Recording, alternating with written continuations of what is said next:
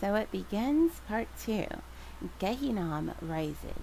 Hello, powerful people. This is Velvet Tea with RSP. The last video was designed to point out that the 400-year captivity was the final captivity that the children of Israel have endured from 1619 through 2019. Now, this isn't the end of our story, however, it is the beginning of our story. To get a better understanding of what is happening now, we start with the scriptures that involve the 400-year prophecy. Now, because most of those scriptures were addressed in the last video, we're going to skip down to areas that address Gehinam, whose scripture shows is the embodiment of hellfire. We know that right now the whole world is on fire. Let's take a look at a current news report on the topic.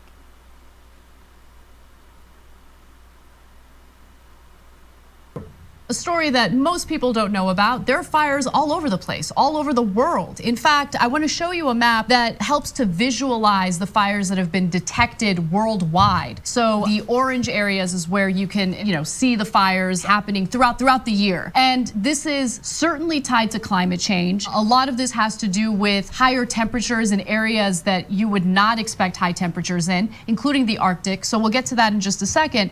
But according to reporting from the New York Times, and honestly, this is an example of excellent reporting from the Times. It's drawing attention to something that isn't talked about enough. Wildfires contribute to climate change because not only do they release carbon dioxide, a major greenhouse gas, into the atmosphere, but they can also kill trees and vegetation that remove climate warming emissions from the air. So the fires cause the release of more greenhouse gases. They also, help to accelerate climate change because they damage vegetation that helps to keep our climate under control. The Arctic is also warming twice as fast as the rest of the planet. Since July, fire has charred about 6 million acres of Siberian forest, an area roughly the size of the state of Vermont. In Alaska, fires have consumed more than 2.5 million acres of tundra and snow forest. There's more, but Jake, would you like to jump in? Yeah, there's. Okay, so the media is barely reporting what is happening all over the globe. Maybe it's an attempt to avoid a widespread panic, but here's the part we need to pay attention to. I'm going to fast forward to the next part of this same report.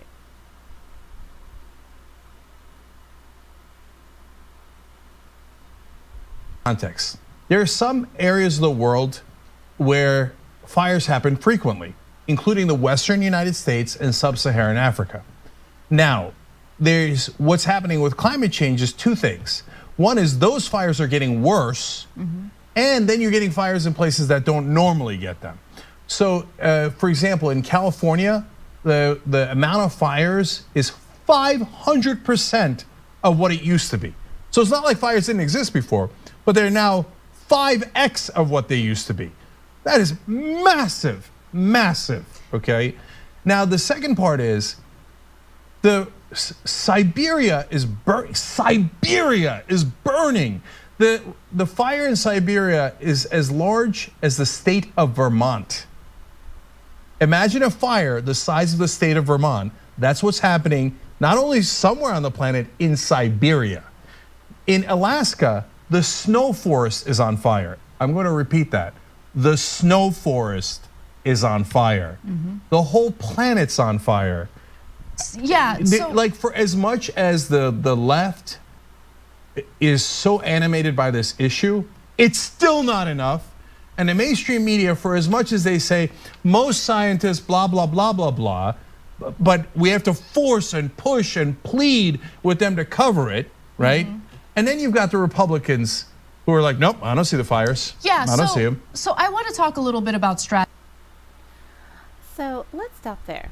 As we know, the world has lost its overall belief in God. Let's be honest, the majority of people who even claim a religion really don't believe that the Bible is true. So here we have massive fires all over the world, and most people see it as climate change, or as a joke, or as many people would even say today, it's just fake news. So how do we know what's really going on? Well, we check the scriptures. Notice that for all of these fires, the death toll is pretty minimal. With over 6 billion people on the earth, It would be almost unheard of for fires of this magnitude to result in only a few deaths. So, how is this possible? To find the answers, we have to go back to the scriptures that relate to the 400-year prophecy. Genesis 15, verse 17 in the King James Version. And it came to pass that when the sun went down and it was dark, behold, a smoking furnace and a burning lamp that passed between those pieces. What in the world is he talking about? We read in this scripture that Abram just had a nightmare about the trouble his descendants would endure for 400 years. We find in this same passage when they would come out and what would happen to those that carry out the atrocities. So why is this seemingly unrelated passage about him walking through fire inserted into this scripture? For answers, let's check the books that were removed from the Bible. The first time Abram encounters this fire is found in the Apocalypse of Abraham, conveniently also in chapter 15. And he carried me up to the edge of the fiery flames, and we ascended, as if carried by many winds to the heaven that is fixed on the expanses. And I saw in the air, to whose height we had ascended, a strong light which cannot be described. And behold, in this light a fiery Gehenna was kindled, and a great crowd in the likeness of men. They all were changing in aspect and shape, running and changing form, and posturing themselves, and crying aloud words I did not know. The first time Abram encounters this fire in the Apocalypse of Abraham, we learn that in this chapter that a Gehenna is a fiery light that can be kindled. It is strong enough to make angels go a little crazy. The light itself is undescribable, but it contains hellfire. Now, if you choose to read this passage on your own, you'll find that in this event, this is where Abram is being taken on a tour of heaven by an angel. Abram is describing much of the same things that John describes in the book of Revelations. Now, since the focus right now is on the fires, let's continue with the study. By the way, Gehenna, for the most part, is another name for hellfire. Now we want to visit the Targums of Genesis, again, chapter 15.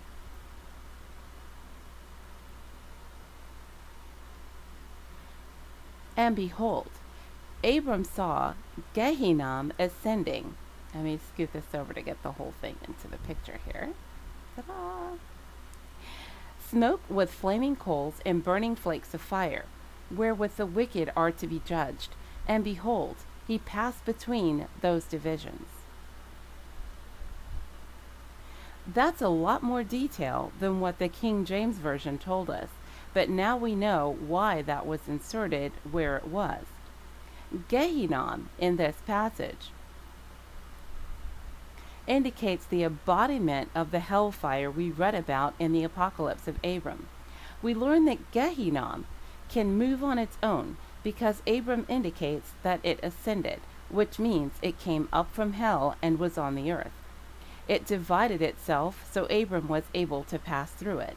So this massive fire did not burn him, and in fact, it moved out of his way. So Gehinam is introduced to us in the Targums, but we still need more information as to what is Gehinam and what does it mean for us today.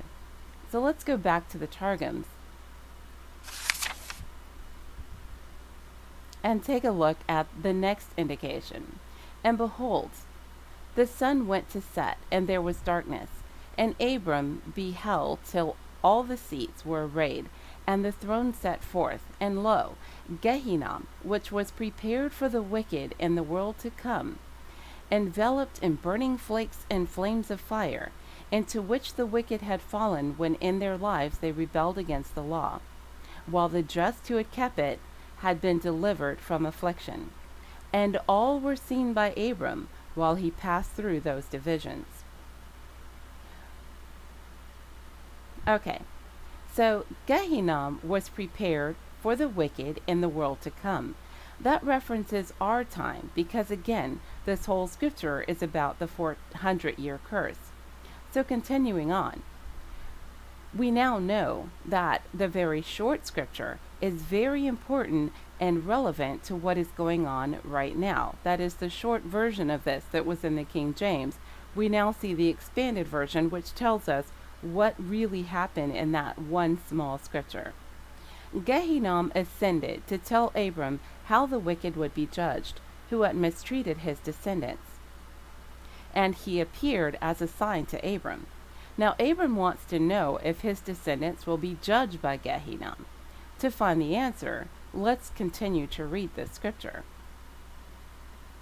In that day, the Lord ordained a covenant with Abram, that he would not judge therein his sons, but would deliver them from the kingdom, saying, to thy sons will I give this land, from Nilos of Mizraim. Okay, and it goes on to tell you what land he's talking about. So, why all the fire?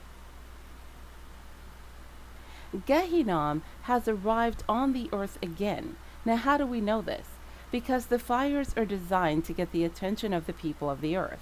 Although the fires are causing destruction, they're not bringing massive amounts of death, nor do the flames seem to be affecting the children of Israel, that is, the real children of Israel. In case you didn't know this, Israel itself is burning again. I say again because it's happening over and over again throughout 2019. And yes, the fake Jews are feeling the heat, so to speak. So we know that the Most High speaks through fire. He told Moses through a burning bush. He guided the children out of Egypt with a flaming pillar. Gehinam is back on the earth, and it is a sign to everyone that there will come a point when they can't keep claiming global warming and accidental burns that got out of hand. Soon enough, they'll have to recognize this as the hand of the Most High. Notice the fires are burning in places that never have fire. It's burning places like the Amazon. This gets the attention of everyone because the Amazon provides the air we breathe. No one cared about the African fires. No one paid attention to the California fires.